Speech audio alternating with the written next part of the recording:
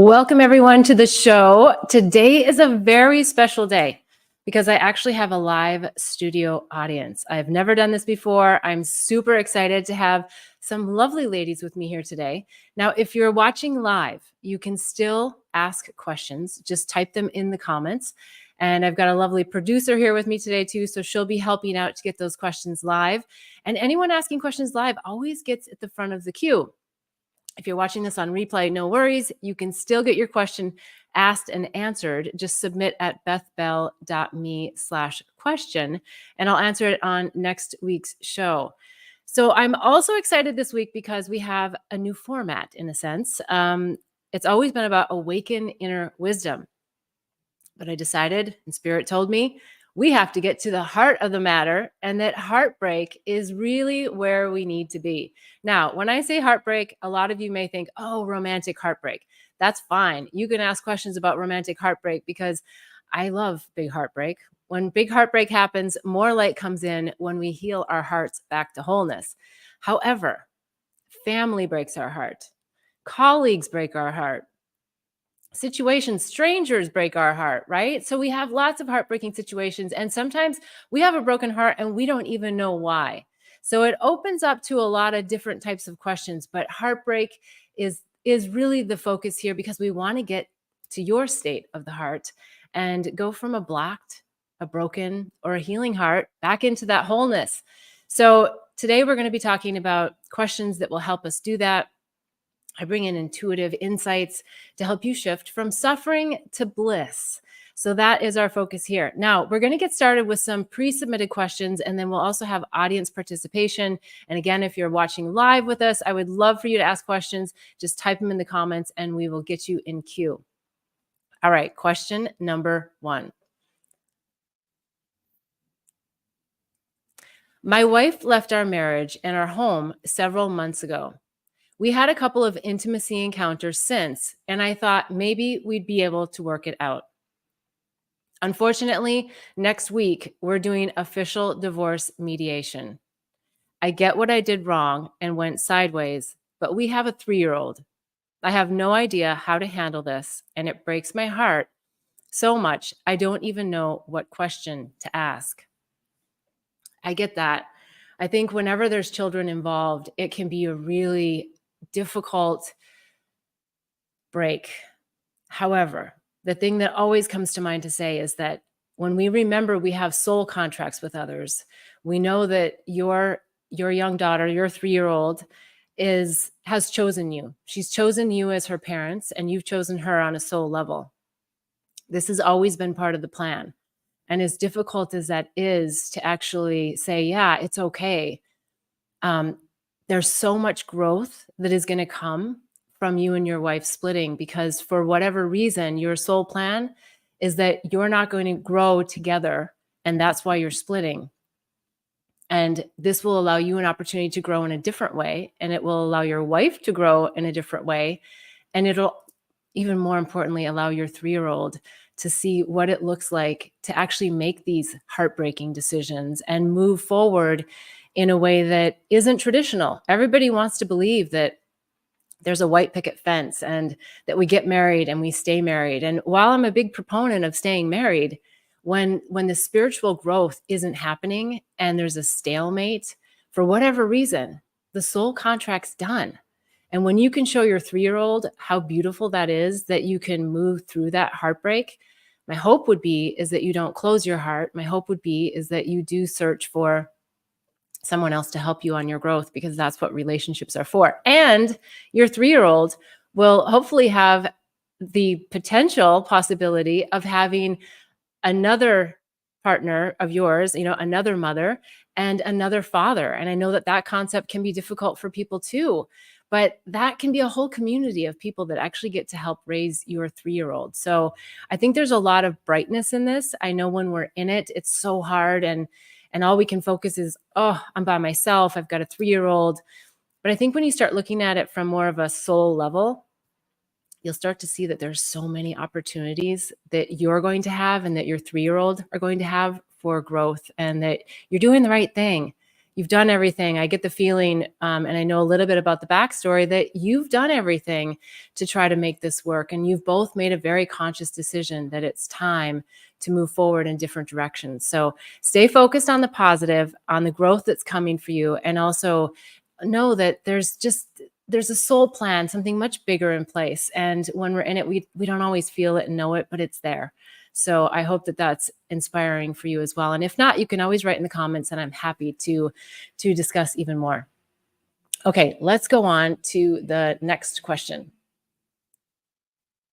A friend of mine recently broke up with his partner of 7 years, and he was devastated because she left. Only a few months later, he's with someone new. They seem to be madly in love or into each other. I don't believe it's possible that he could have healed his marriage heartbreak that fast, but who am I to judge? What do you think? Yeah, I think that I appreciate that you don't want to, be judging someone for where they're at in their life, but oftentimes in heartbreak, we try to get into another relationship so that we don't have to experience the depths of the heartbreak that are up for us in that encounter. And sometimes those new relationships can be very healing because they can help us to not wallow in the heartbreak. And so I think you're right for not judging. And I think you're probably also right that there's a little bit more heartbreak work to do there. I think men in particular, oftentimes, and again, I'm using generalizations, but oftentimes men cope with heartbreak quite differently. They have a tendency sometimes to shove it down. And they also have to go in their caves and work through it in their own time. So bringing someone else into their life may be exactly what they need. And it might also be that they're avoiding, but they're going to come to it in their own time. Because we know that if we shove that heartbreak down, it is going to come back and rear its ugly head again at some point in time. So that may be what's happening with them. But I think that in general, we want to just support our friends and recognize that whatever they need to do to help heal their heart is what they're going to do. It's their soul's journey. And we can just be there for them as a sounding board to really listen and hear, and also maybe nudge them here and there if you're really a close friend to them, and just find out like, hey, where are you at with healing the wounds, and what lessons did you feel like you were able to really learn about yourself from your previous relationship now that you're out and you're not in the depths of the heartbreak. And sometimes those prods just help people go, oh, maybe I didn't really go deep in that one.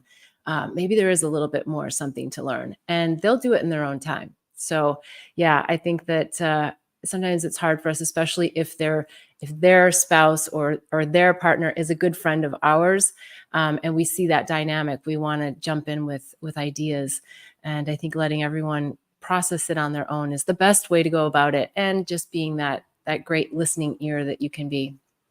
All right, let's see. Do we have any questions that are live or with our live audience? Anybody? Okay, we've got one from the live audience. One moment.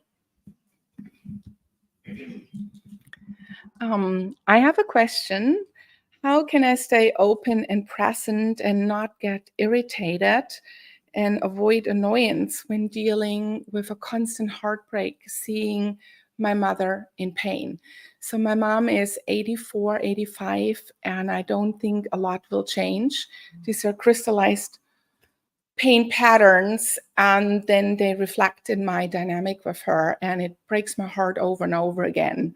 And obviously, I don't want to push her out of my life because she also needs me.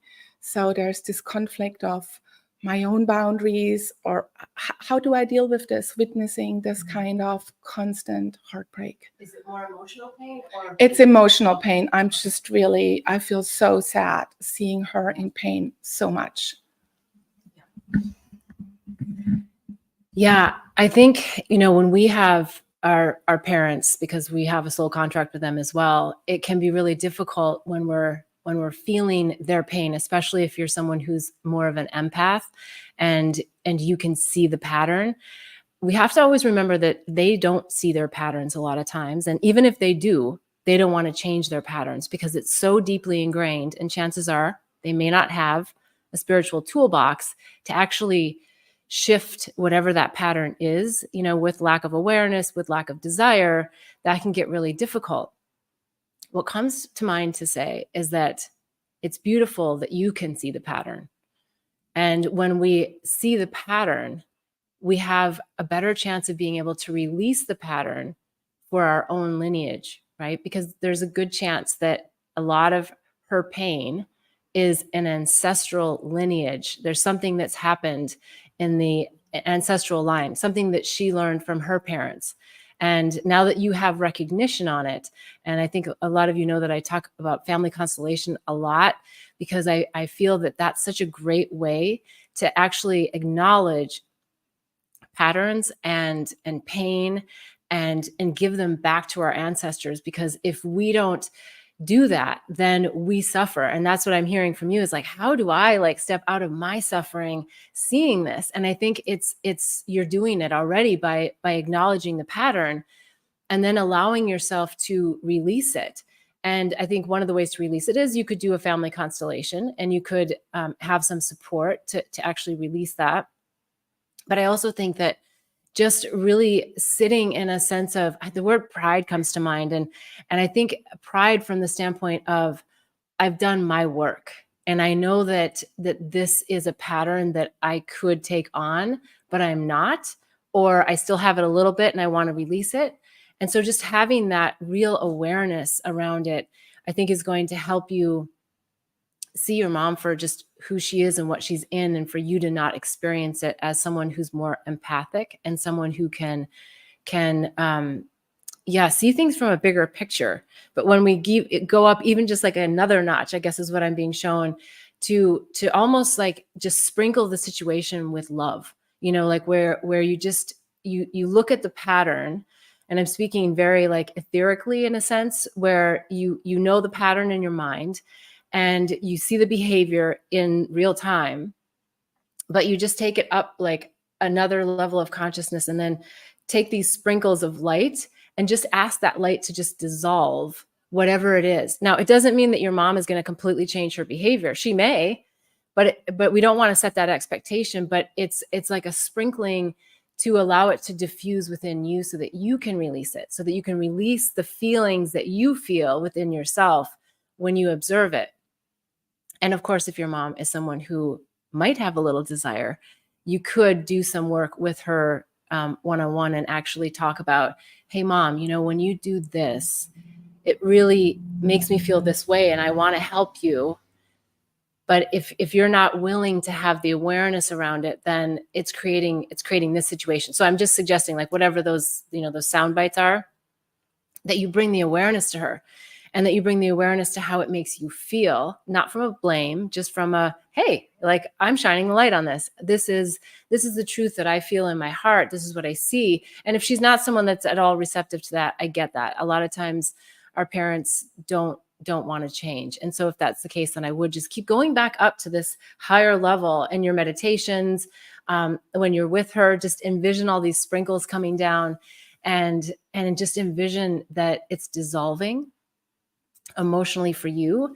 And I think you're going to see, because, okay, we know this. We know that our external world is just a reflection. And so when we change our internal state about it, that's when stuff starts to change on the outside. So, and especially when we do it without the expectation. If we expect someone else to change, chances are they're never going to do it. But when we actually can shift that emotion within us, then we start to see, they go, oh, well, I guess that wasn't really that big of a deal. Or, oh, all right, well, that doesn't have to be that. Not knowing what the details are and the nuances, I think you're going to start to see that shift externally when you dissolve your own emotion around, the action or the behavior that you're witnessing with that parent. All right. Is there any additional, was that helpful? Or I'm happy to clarify any more if there's something else, or is that okay? Okay, great. Okay. So do we have another question from the audience? Do we want to jump into that? Okay. Hey, Beth. Okay. So here's some context. 4 years ago, I had just gone through a major dark night of the soul. I had this a very intense spiritual awakening after that. and I felt spiritually guided toward a specific person that I had met years prior.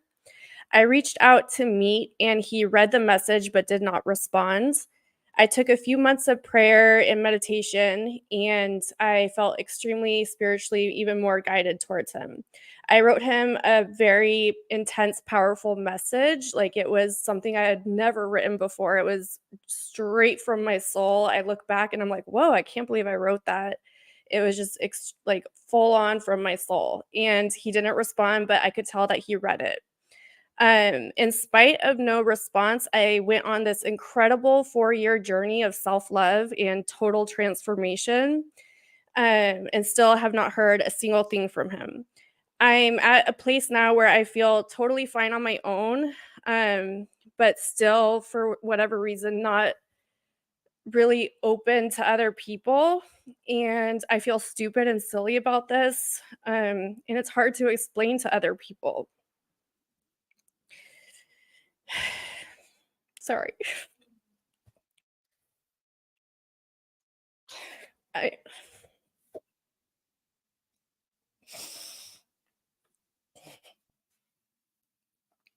Okay, sorry about that. Okay. I know I can't force a response, but I just don't know what to do.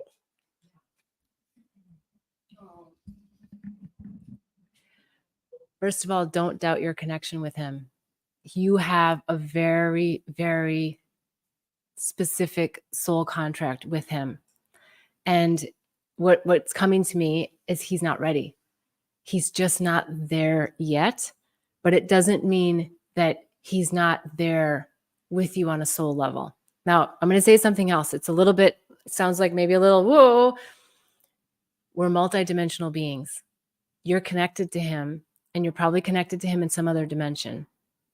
And you might be doing some work with him in some other dimension. And when we don't get to experience that in this dimension, it feels really stinky. Like, why is this not happening here? Please, you did all the right things. You communicated your truth, right? You said what you felt. And the beauty is that to me shows that you have such an open heart, such a beautiful, juicy heart.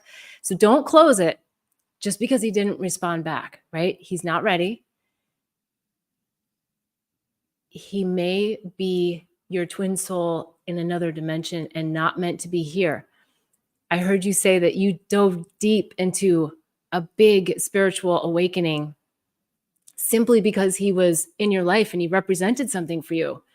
And maybe that's it. Maybe that is the gift. Maybe you will never be with him in this lifetime. But when you really feel into like that deep love that you feel for him, and then you go, oh, thank you. That's just a mirror.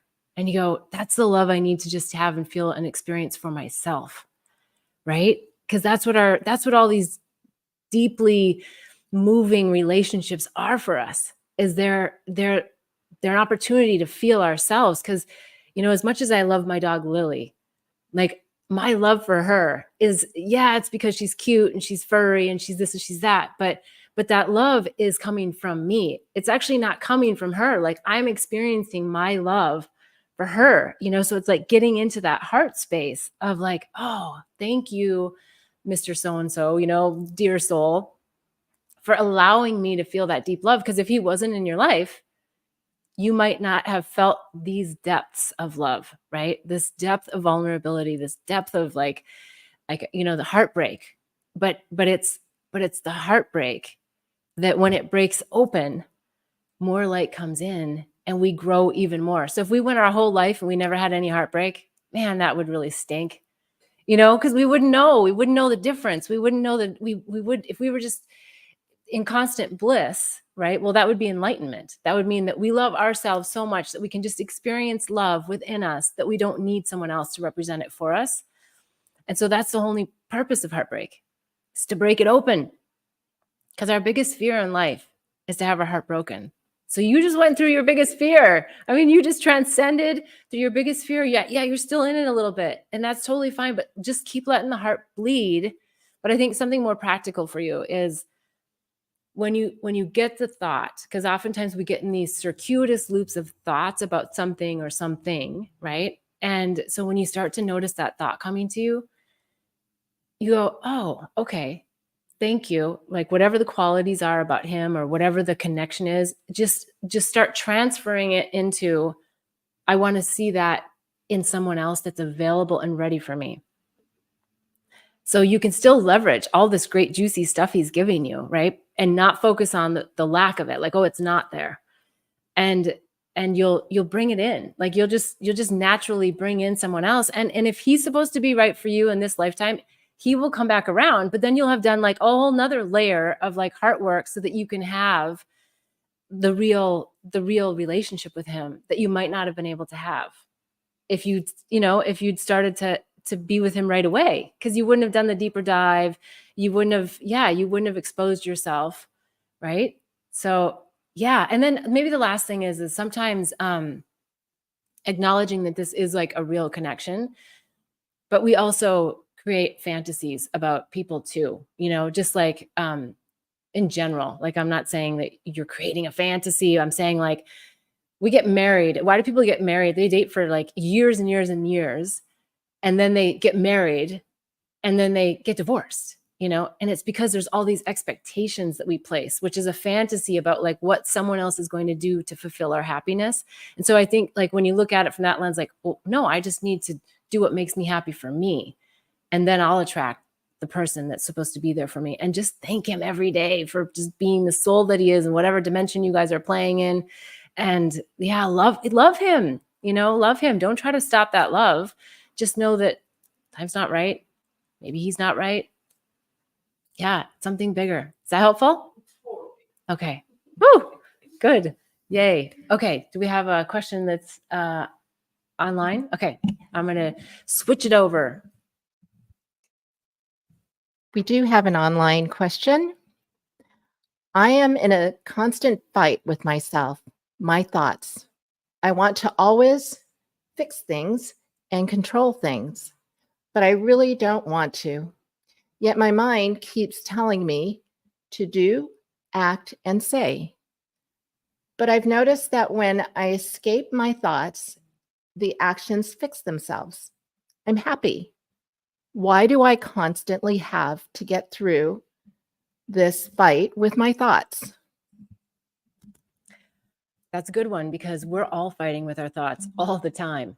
And right now, if all of us haven't noticed, there's a lot of energies that are bringing up a lot of narratives that just keep going round and round and round and round. And the way that I help myself to get through these is I just go, burn, baby, burn. Because when those thoughts are coming, I just ask for guidance and support to let them burn, right?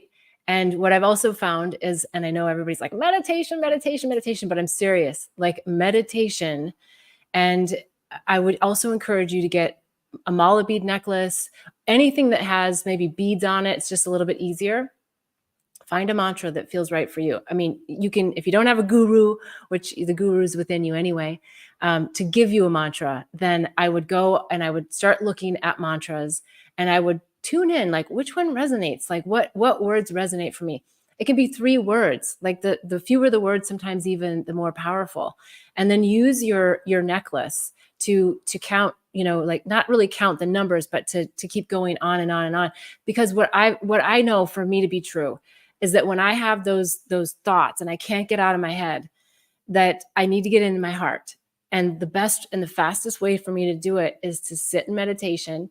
If you don't have an altar, it's okay. You can just go sit on the beach, sit on the grass, sit in your house in a quiet space, and just allow the mind to do its narrative if you have to. Like, I think sometimes we focus so much on trying to shut it down that then we're just focused on shutting it down. Where just let the thoughts burn and just say, just allow in your intention prior to your meditation, allow whatever thoughts to come through to burn up, and go through whatever your ritual is going to be. I go through my mala beads twice, and then that takes about 10 minutes.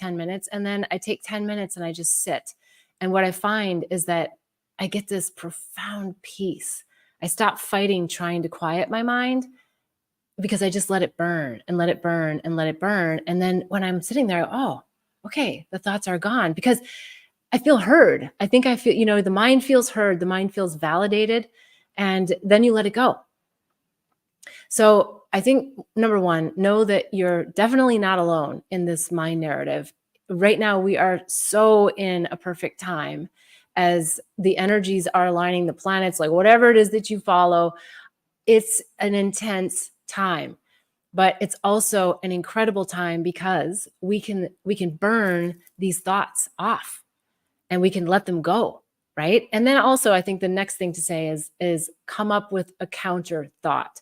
So if your thought is, I can't lose weight, I can't lose weight, I can't lose weight. Oh, no one's going to date me. I'm not saying this is yours. I don't know, but I'm just saying, like, if that's what's coming forward, whatever the narrative is, then say, I love myself. I'm perfect and whole just as I am, right? So find the counter. So when you're not sitting in meditation, that you have another thought you can replace with the old thought. But when we acknowledge our thoughts, I think that allows us to like actually release them and let them burn. But ask Spirit, God, Buddha, Krishna, Allah, your higher self, to just take it, to release you from the burden of that mind narrative because it's so strong, and bless it and release it. Burn a candle. Another thing that I've done, which I find helpful for me, is I have these little candles. They're tiny little ones. You see them everywhere. And I write on the glass, and I write, like, I think my last one was disappointment, right? It was an emotion I just couldn't get past. Like, as much as I tried to reframe, I was like, dang it, I feel that disappointment again. And I just write on the candle. And then every day when I sit for my meditation, I just trust that Spirit, my higher self, is going to help me burn off this emotion of disappointment. And what I find is that it does release. And so that's what I hear you doing, actually, because the end part of your question is then, when you actually let it go, is that how it was said at the very end? She's happy. Why do I constantly have to go through this fight with my thoughts? Yeah. Why do I constantly have to go through? But there was another part of it that said something about releasing it. Yeah. I've noticed that when I escape my thoughts, the actions Escape my thoughts. Yeah. Yeah. And I think a lot of people do distracting things. And while on one hand that can work, I would recommend distract yourself by sitting at the ocean or listening to birds chirping, as opposed to distractions that numb you, right? Like, oh, well, and there's nothing wrong with drinking a glass of alcohol. But if we're doing it just to numb something, right, to avoid something, to disassociate with an emotion, then that's a different thing than when we're actually acknowledging, oh, I'm having this thought again. Let me let it burn. Let me let it be taken away for me to quiet my mind. So I think there's that distinction as well, as to not get into the disassociation or distraction from that perspective. Acknowledge and release, and replace. So you're replacing it with something that is filling your cup, that is making you feel whole. And yeah, I think that's the best way to approach it. If you want more on that, though, if I haven't answered it in some way, please give us a little type here, and we'll I can go further into it. Okay, should we go to another live question, or I've got a bunch that are pre-submitted? All right, let me jump in here. Another question from the pre is 6 to 8 months ago, I purchased 2 tickets to a few different events. I did this as part of a manifestation to bring a romantic partner into my life. I fully believed he would be here by now. I've been single for over a decade and don't understand why I'm having to wait so long to be in a relationship when I'm actively working on this and using all my manifesting tools. A concert I bought tickets for is coming up, and my heart is shattered even more. Of course, I invited a girlfriend and I'll make the best of it, but it's hitting me in the heart pretty hard. Should I just come to terms with being alone for the rest of my life? What can I shift to bring in the one? Okay, I'm going to tell you something you already know. You are the one. And as tired as sometimes we hear, as tired as we get hearing this, you're being asked to go deeper into your own self-love and radiating that out. Now, I know you're doing all the things to do that, but there's just like another little nuance to it, where when we anchor in and we're like really sitting in our own self-love, and we're sitting in our second chakra, and we can feel that power and that energy. And maybe that's one of the things you can do in your meditations, is focus very specifically on your first and second chakra and just really focus the energy there. And and start to feel it come up and into your heart, and then experience your heart opening and glowing, because there's something there. As we know, it's a long time ago, the Care Bear glow, wasn't it? You know, they had that little glow that came out of their chest, those little bears. And that's what you have set up for yourself, is to get yourself to this place where you're just glowing. And that starts to attract lots of people into your life. But the number one thing that is coming through right now is to have more fun finding someone to spend time with.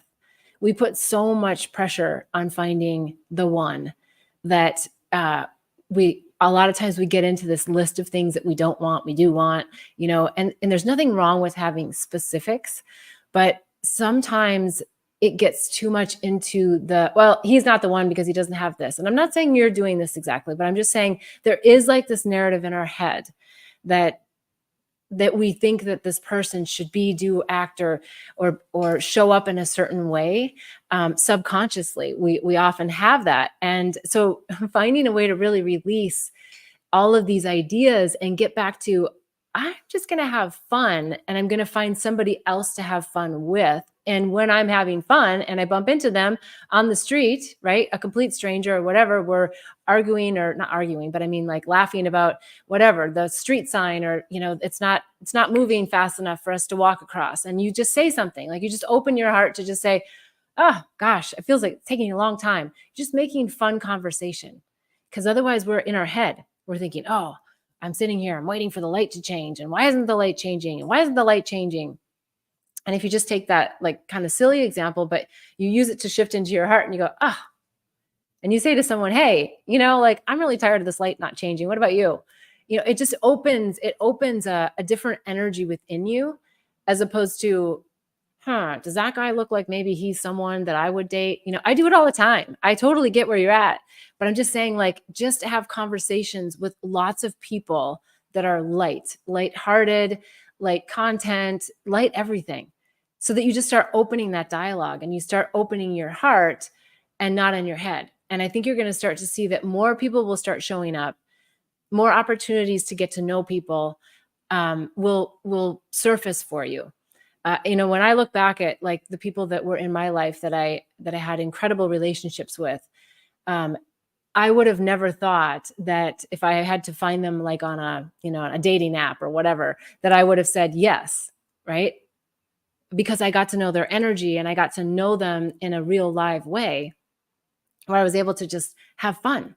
And oh gosh, and oh, well, now you seem interesting, right? So I think there's just like this pull towards a heaviness of also feeling the loneliness or the aloneness.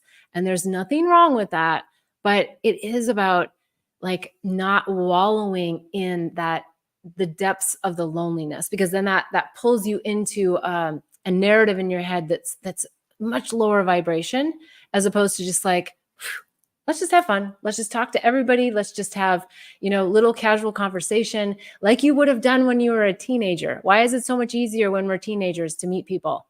Because we don't have these filters, and we're not judging ourselves or others based on all this life experience that we have. So I think the fun factor is really the thing that's going to get you into your heart more, and just get you a little bit more, witty about yourself, and yeah, the mystery, right? The mystery of who can I meet today? Who can I learn something from? Who can I share a moment with? Who can I make eye contact with?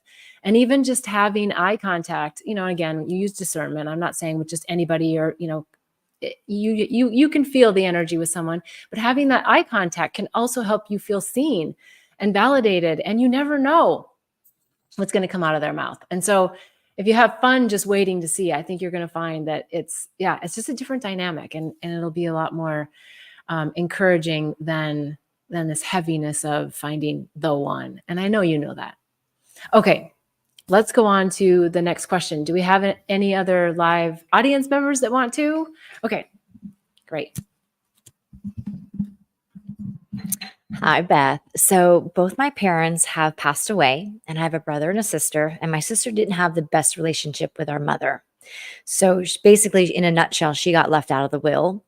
And so, how do I deal with the guilt that keeps coming up for me from the amount of money that I've received that she didn't?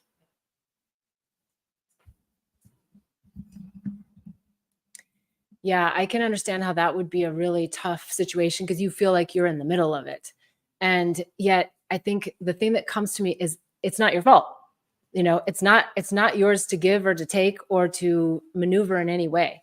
And so I think there's something in there for you to, and look, I mean, I'm not saying you should do this, but you also have the opportunity that you could give her some of your money, right? I mean, that's I'm not saying you should. I'm saying that there's lots of different ways to kind of view this, but it feels like, and I don't know this to be true, but it feels like there was a real discord with your parents for them to not leave her money. There was something that they were upset with her about, or maybe they didn't agree with, or that they didn't want to support, or there's something deeper there. I think your best approach with your sister is to help her with whatever that is, not from the parental side of it, like, well, our parents didn't trust you or didn't blah blah blah you because of, no, but you probably know why your parents didn't leave her money. And if you don't know, you probably can approach it in a way that's really soft and that helps her understand what the deeper meaning behind it is, because everything's a life lesson, right? Everything that causes us deep emotion, which would be, she's probably heartbroken. She probably feels like, oh, well, why didn't they love me? Or why didn't they help me? Or why didn't they? And then it's like helping her to kind of turn that mirror back around to say, well, what is it about me that perhaps I could do differently, or I could tune into, or I could heal within myself? Like what is the message? Like if we took the parents out of it, like the characters in the play, and we just said, okay, let's just look at it 100% from a life lesson perspective. What do you think? And sometimes the way I like to approach this with people, because it softens it, is I say, what do you think it is in your soul's plan that mom and dad would not leave you money? Like, because you're the creator, whether she's awake enough to understand this, but I think you saying it and the fire in your belly that you have for awakening, and you say to her, what do you think it is that's really deep within you that you could shift as a result of this? Like, what's the lesson for you? Because there's something there, and maybe it's really super obvious, and maybe she even knows what it is. I don't know. But getting her into a deeper space within herself to see the mirror feels like the most effective way to go about it. And maybe you don't use the example of like mom and dad. Like you just say, in your soul's plan, like, why do you think you would have called this situation in? Whatever her current situation is. I think that'll help her to get out of, because she's in victim mode, right? Or no? No, she's not in victim mode. Okay. So she understands why. She feels she did everything she can to mend the relationship with my mom. Okay. And it wasn't parents, it was my mom. Okay. She feels she did everything she could to mend the relationship with her mom. And your mom just shut it off. Yeah. Yeah. I think, is she spiritual? No. Okay. She's not spiritual. Okay. Because I was going to say, having that conversation. Okay. I know that you're spiritual. So what comes to me is that in meditation, out at the ocean, like whatever way resonates for you, if you have a connection to your mom, if you ever talk to your mom, ask her. Like, because there's also like this heavy lifting that I feel like you're having to do because you're kind of stuck in the middle of it all, and getting the insights directly from your mom. And if you feel like you can't get them for whatever reason, I would reach out to a psychic medium and I would ask them, say, hey, like, I really want to get a channel to my mom because I've done everything I know to do with my sister at this point. And I want to help her more, but I don't know how. And I think mom coming in on this, because your mom's going to see it from a different perspective. She's crossed over. She's on the other side. She's looking down at things totally differently. I think she's going to give you some nuggets into what that soul plan is and why she did this. Right. And again, I don't know how many siblings there are, if it's just you and her, but there may be something in it for you as well. Right. Like, well, why am I in this situation and what can I do about it to help mend without taking it on as your own, because it's not yours. It's not yours to fix, but I think you are here to hold her hand and to be her sister and to be that heart-centered person to help her through it. But the first thing feels like to get your mom in the game on this from a spirit level, if that resonates for you. And if you've done that and that hasn't worked either, then I would sit with just the question of why did I put it in my soul's plan to be here and to be in this really tough situation, with my sister who I love and adore, and I see both sides of it.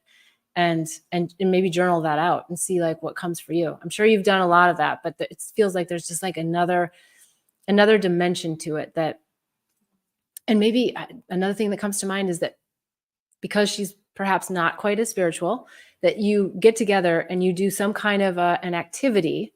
I'm not saying you like totally plan it out, but you do something together. Maybe you journal together. Maybe you say, hey, let's okay, you're not going to use the words workshop, but let's workshop this out, and you do something fun together, or you do something that gets her into the emotion of it, but without being upset about it, to just say, I really want to get into this with you.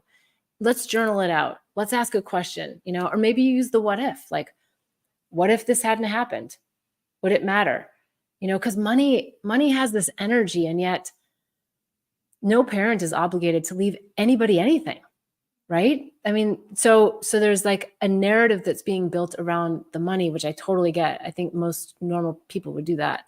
But there's something that has to be unraveled there about the money and what the message is behind that. And only she knows. Like I can't tell her and you can't tell her, but I think you can help guide her to get to what that is. Yeah. Anything else that I might be able to help on that? I feel like she doesn't care from her. Okay. what she shared Can with you, From what my sister has shared with me, she's over it. It's not a big deal. She doesn't need the money, like all the things. And my brother and I have decided to individually give into her our parts, like our portions that she would have gotten. And it has to be in increments because that's what the government allows, or the state allow, whatever it is. And so it's me that feels guilty that she wasn't a part of it, that she feels left out. It's my own guilt. okay, so then it's yours and you got to give it away. And you're also giving her money. So I think then the deeper question is why am I feeling guilty when I'm even giving her money, right? So, and if it resonates for you, I think a family constellation would be great for you as well, because you can get into there's something in your lineage that's causing this, unless there's something specifically from your childhood.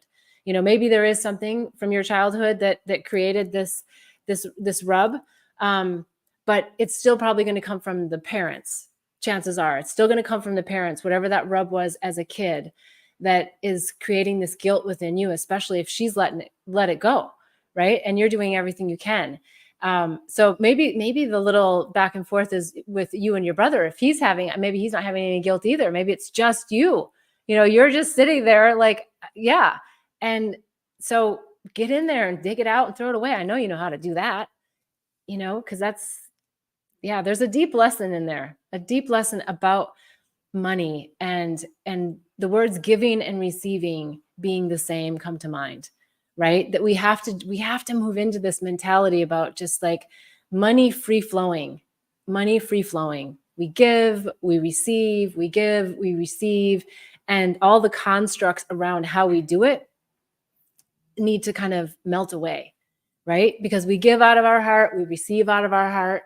And that feels like maybe the energy for you that can also help shift it is like every month or whenever you give it to her, whatever the allowance is, do a ritual around that if you don't already, about, releasing your guilt, but also the gratitude that you have that your parents left you this money, and that you're in a situation that you can actually give it to her.